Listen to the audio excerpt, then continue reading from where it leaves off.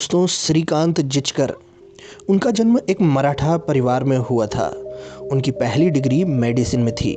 नागपुर से एमबीबीएस और एमडी, जिसके बाद उन्होंने bachelor of law, master of law in international law, master of business administration, doctor of business management, bachelor of journalism, Sanskrit में doctor of literature पढ़ा। लोक प्रशासन, समाजशास्त्र, अर्थशास्त्र, संस्कृत, इतिहास में 10 परास्नातक कला की डिग्री के साथ अंग्रेजी साहित्य, दर्शन शास्त्र, राजनीति विज्ञान, प्राचीन भारतीय इतिहास, संस्कृति और पुरातत्व और मनोविज्ञान।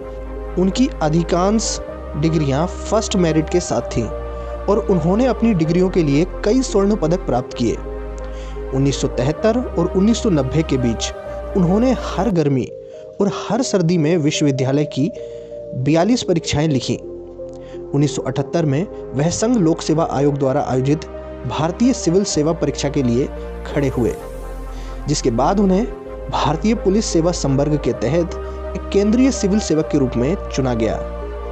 बाद में उन्होंने कैडर से इस्तीफा दे दिया और 1980 में भारतीय प्रशासनिक सेवा कैडर के तहत केंद्रीय सिविल सेवक बनने के लिए सिविल सेवा परीक्षा के लिए खड़े हुए।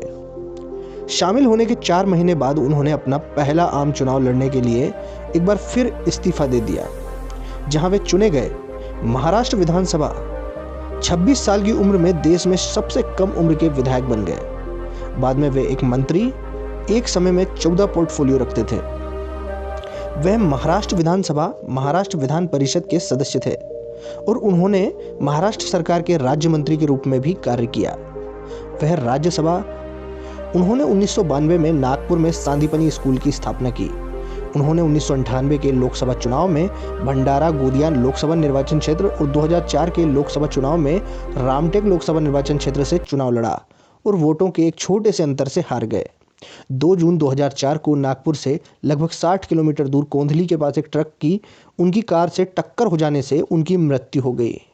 उनके साथ उनका एक रिश्तेदार श्री राम धावड़ भी था।